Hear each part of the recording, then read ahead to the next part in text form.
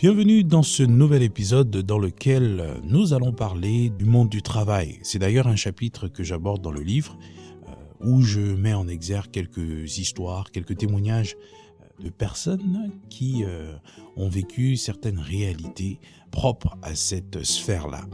Oui, effectivement, dans le monde du travail, tout le monde défend, chacun défend ses intérêts, chacun défend ou sécurise son gagne-pain. Ce qui veut dire que tout le monde est prêt à tout pour se défendre. Tout le monde est prêt à tout pour défendre son territoire.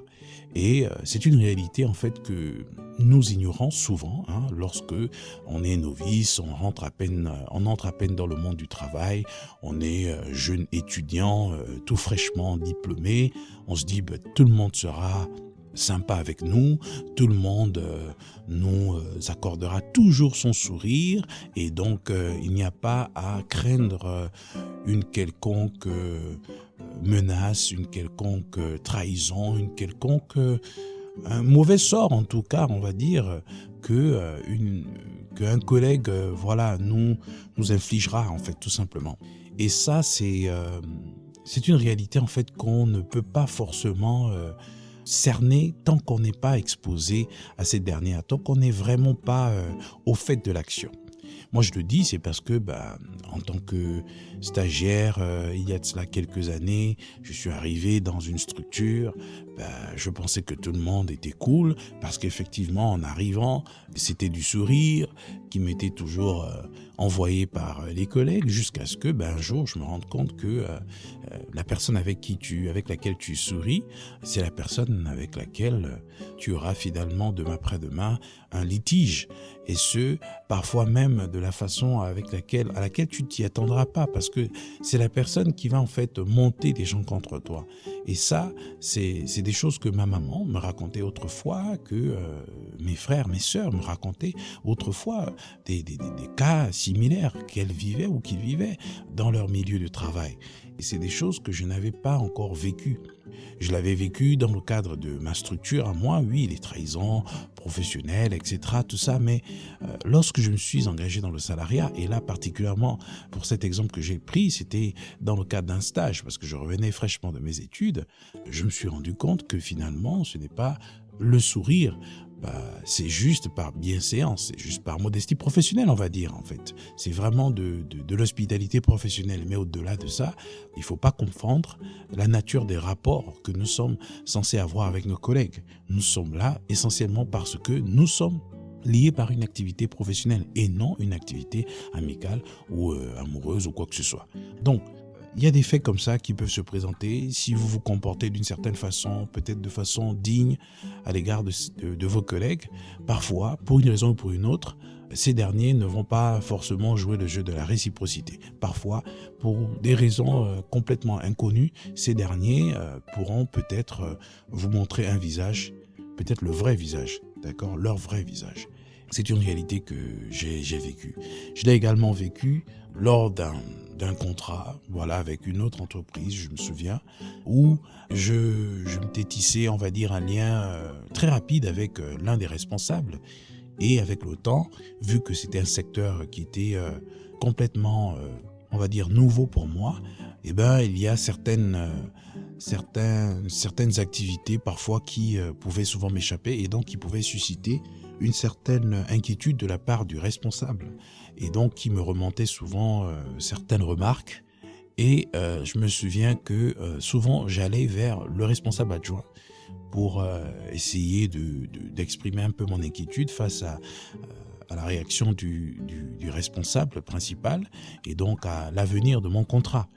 Et vous savez, lorsqu'on commence à peine un contrat, on est nouveau dans le monde du travail, on veut sécuriser son travail, mais on y tient vraiment à tel point que lorsque l'idée de perdre ce dernier nous parvient à l'esprit, on a vraiment la boule au ventre. On se dit non, pas ça, parce que non, je veux pas ça en fait, parce que c'est mon gagne-pain, c'est ce qui me permet de survivre, entre guillemets.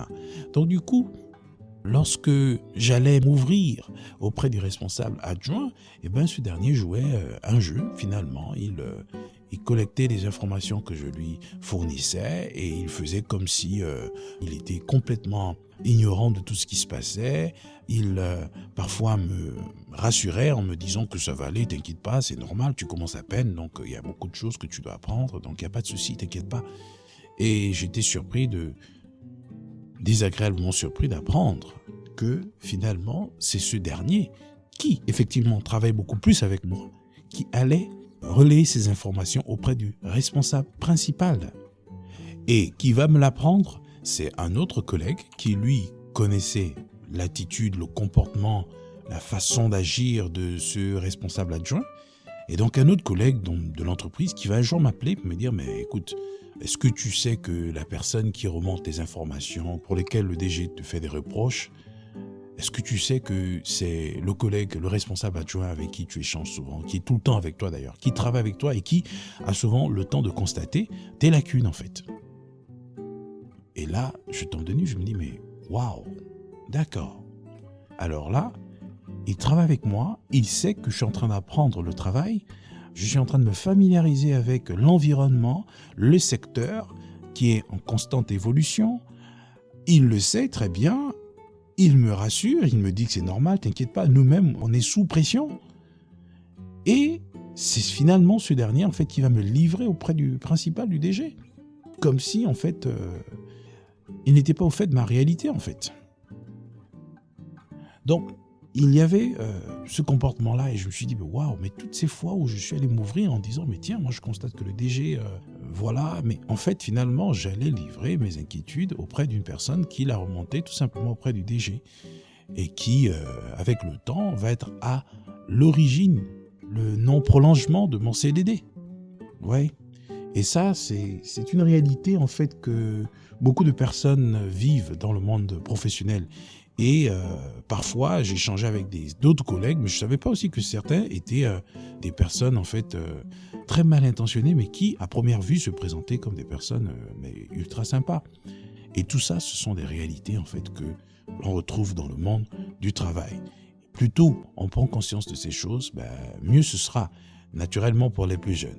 Et pour les personnes qui sont déjà aiguisées, qui ont déjà vécu cela, bien entendu, ce n'est rien qu'une dose de rappel de la réalité du monde du travail.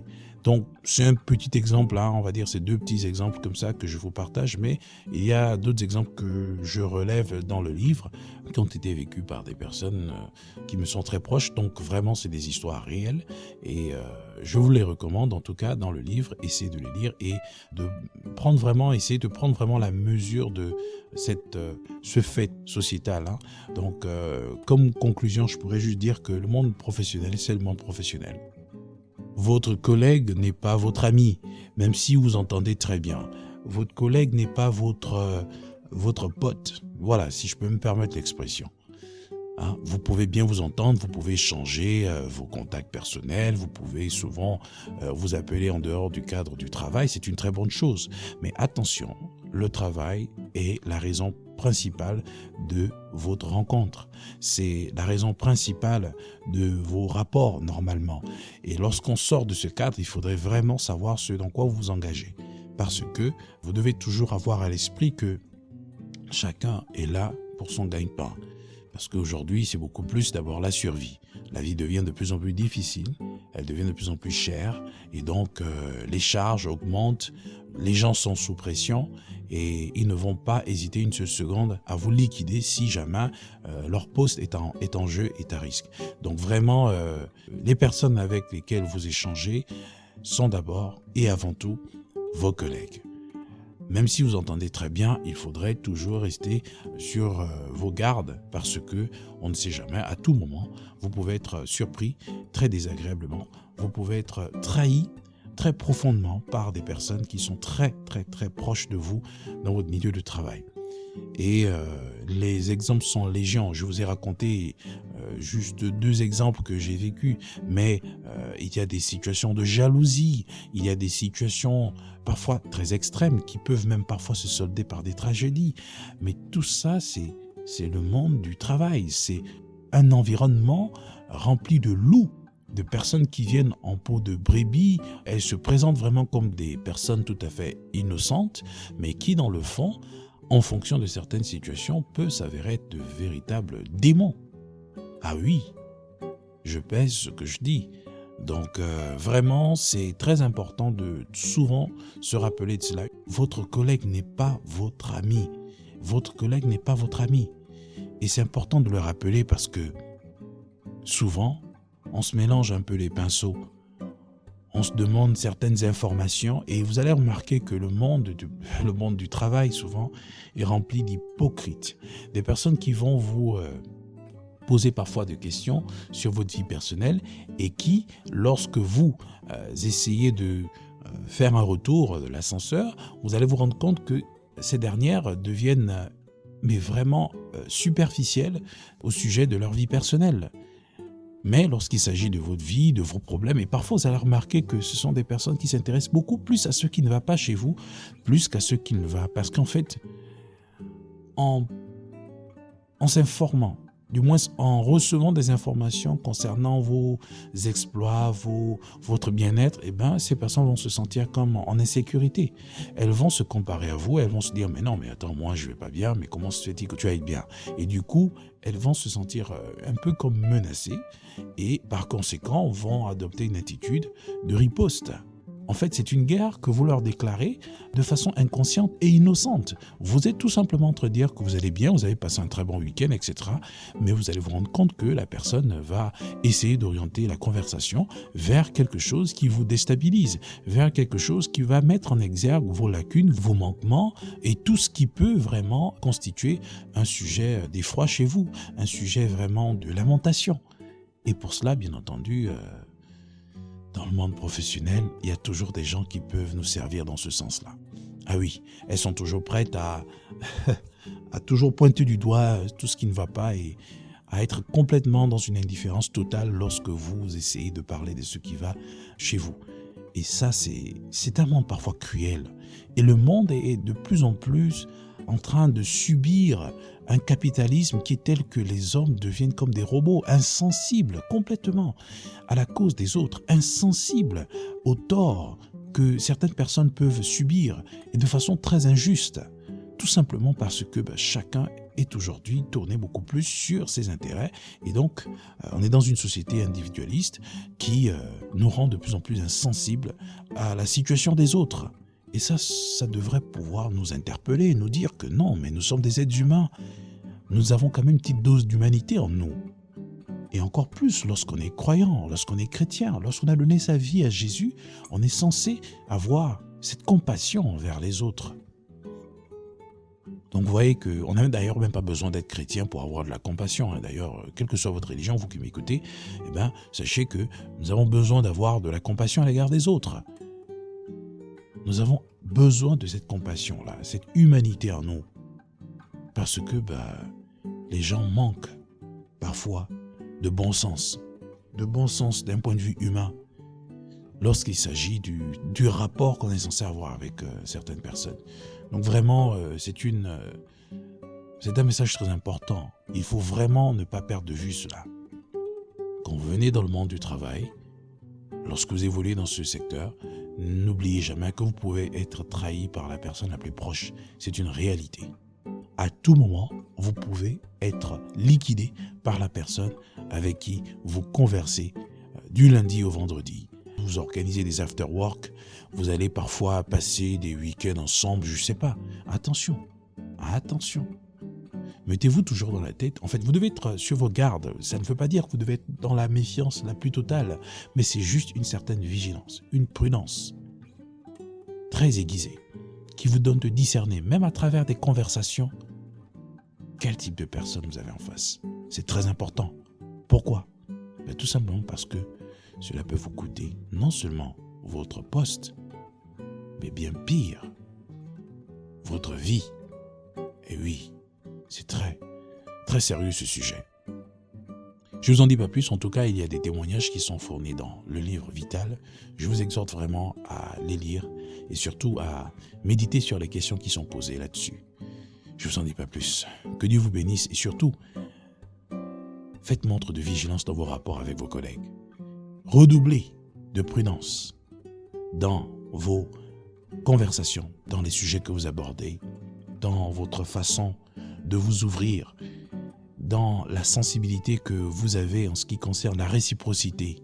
dans le partage d'informations, dans le traitement de l'autre. Ce sont autant de valeurs que vous devez avoir dans vos rapports avec vos collègues. Oui, c'est le monde professionnel. C'est du sérieux. Voilà, que Dieu vous bénisse.